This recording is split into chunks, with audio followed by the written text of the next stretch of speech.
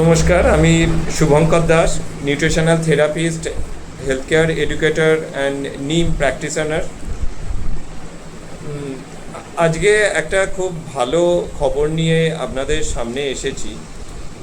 আমার একজন পেশেন্ট, যার একটা ভিডিও আপনারা এর আগেও দেখেছেন, যার একবার হার্ট অ্যাটাক এসেছিল। তো হার্ট অ্যাটাকেতে উনি কীভাবে নিজেকে সারভাইভ করেছেন সেইটা নিয়ে একটা ভিডিও তো আমি এর আগেও করেছিলাম।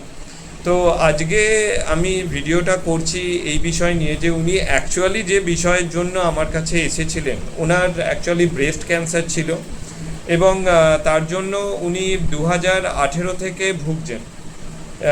মধ্যিখানে 2022-এতে উনি অপারেশন করেন, বায়োপসি করেন, তারপর পেট সিটি স্ক্যান, তারপরেতে কেমোথেরাপি চলে, তারপরে আবার পেট সিটি স্ক্যান চলে এবং ওনার ইউটেরাস এবং ওভারিতে ওটা ছড়িয়েছিল, তাই জন্য ইউটেরাস আর ওভারিকেও ওনারা অপারেট করেছিলেন। কিন্তু তার সত্ত্বেও ওনার কিছু কিছু প্রবলেম থেকে গিয়েছিল এবং বেশ কিছু মার্কারও অনেক হাই ছিল। তো যাই হোক, আমরা যেহেতু অত বেশি মার্কারকে ফলো করি না, মেনলি আমরা যেটা দেখি যে তার বডিতে কমপ্লেক্সিটি কতখানি ছিল, তার বডিতে প্রবলেম কতখানি ছিল।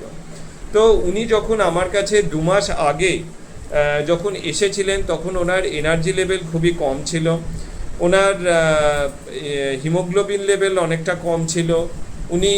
ওনার লেফট হ্যান্ড মানে লেফটের দিকেই, লেফট ব্রেস্টে ওনার অপারেশন করা ছিল এবং সেই কারণে উনি লেফট হ্যান্ডকে কোনো রকম কোনো মুভ করতে পারতেন না।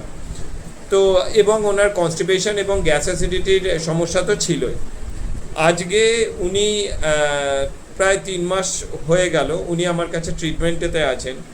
তো আজকে উনি কি ফিল করছেন এবং ওনার আগেকারের স্থিতি এবং বর্তমান স্থিতি কি, সেটা আপনারা ওনার মুখ থেকেই শুনুন। ওনার নাম শ্রীমতী শিপ্রা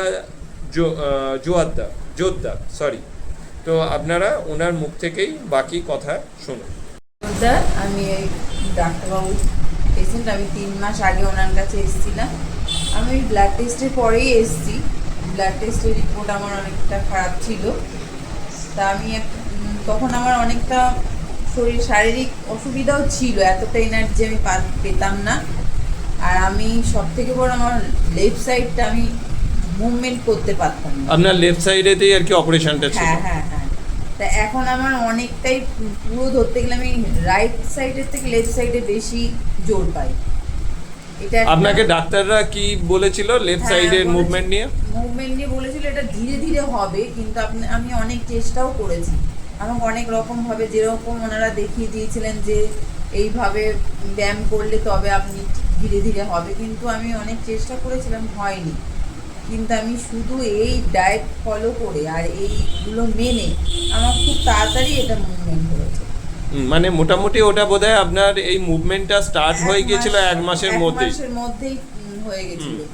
এখন আমি পুরোপুরি, আগে আমি হাতটা তুলতেই পারতাম না পুরো, এখন আমার পুরোপুরি একদম ফ্রি ভাবে। তারপর আমি শুই, এখন আমি মাথায় বালিশ নিই না। আগে আমি চেষ্টা করতাম যে আমি হাতের, অনেকে শোয় না হাতটা হাতের উপরে মাথাটা রেখে, আমি বা হাতটায় পারতাম না। এখন আমি ইজিলি পারি। এখন আর আপনার ওই লেফট সাইড জনিত যে সমস্যাগুলো ছিল সেগুলো আর কিচ্ছু নেই। আর তাছাড়া তো আপনার গ্যাস অ্যাসিডিটির সমস্যা তো এখন আর কিছুই নেই। তো যাই হোক, এই যে আপনি জাস্ট কয়েক মাসের মধ্যে, মনে করুন আপনি সেই 2018 থেকে বিভিন্ন ধরনের প্রবলেমেতে ভুগে চলেছেন। মানে ফাঙ্গাল ইনফেকশন হয়েছিল, তারপর থেকে বিভিন্ন ধরনের প্রবলেমেতে আপনি নিজেকে জুঝে চলেছিলেন। তো সেই সমস্ত প্রবলেম থেকে জাস্ট ধরুন যে আপনি এই 3 মাসের মধ্যে নিজেকে পুরোপুরি সুস্থতার দিকে নিয়ে চলে গেলেন। তো এই বিষয় নিয়ে আপনি কি বলবেন? এই বিষয় নিয়ে বলবো এটাই যে, এটা আমি যখন প্রথম এসেছিলাম তখন আমি কিন্তু এত কিছু ভাবিনি যে আমার জন্য এই সবগুলো করতে হবে। আমি তারপরে এসে যখন দেখলাম, তখন কিন্তু আমি যেদিন এসছি সেদিন আমি রাত্রির বেলা খাওয়া দাওয়া করেই এসেছিলাম। আমার হাজবেন্ডের জন্য নিয়ে এসেছিলাম, আমিও নিয়ে খেয়েছি, মানে খাবার নিয়েছিল। আমি এখানে আসবো বলে আমি রাস্তাতে খেয়েছি, যে আমি দেরি করে খাবো না। ফিরছিলাম যখন, আমি আমার মনে আছে আমার হাজব্যান্ডের জন্য আমি পনির নিয়ে এসেছিলাম, কিন্তু আমি এখানে এসে যখন দেখলাম যে আমার কিছুই খাওয়া যাবে না, ও নিয়ে খাওয়ার সময় বলছে আমি এতটা খাবো না। আমি তাও মনে হয়নি যে আমি খাবো, ফেলে দিতে বলেছি। মানে আমি মনে করেছি আমি এসছি মানে আমি শুরু, মানে আমার আজকে রাত্রি থেকেই শুরু ওই ডায়েট।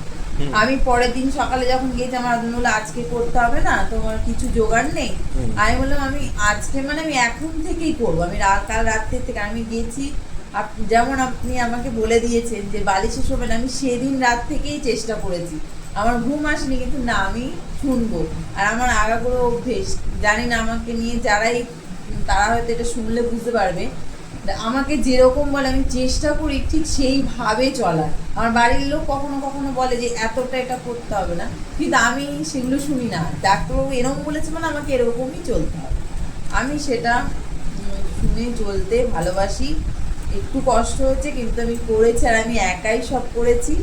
কিন্তু আমি এখন আমার নিজেকে মনে হচ্ছে আমি করেছি, আমি নিজে ভালো আছি এবং করার জন্যই ভালো আছি, ভালো আছেন, এটা আমি ঠিক আছে। কষ্ট হয়েছে করতে, কিন্তু আমি করেছি বলেই আজকে অ্যাকচুয়ালি অনেক কেউ ভাবে যে একটু যদি অ্যাডজাস্ট কিছু করা যায়, যে এটাকে এরকম করলাম তো এটাকে আমি আমার মতো করে করি, ঠিক আছে, সেই ক্ষেত্রেই অনেকটা প্রবলেম হয়ে যায়, তাদের রিকভারি রেটও তখন অনেকটা স্লো হয়ে যায়।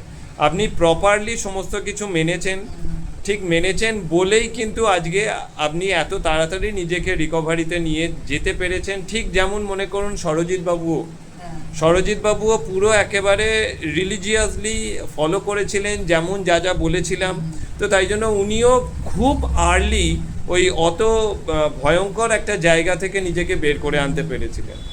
তো যাই হোক, সেটা আপনার ক্ষেত্রেও হয়েছে এবং আপনি খুব ভালোভাবে সেটাকে মেনটেন করেছেন। আশা করব আপনি রেস্ট অফ দ্য লাইফ আরও সুন্দরভাবে কাটাবেন, আরও ভালোভাবে কাটাবেন। আপনাকে অসংখ্য ধন্যবাদ।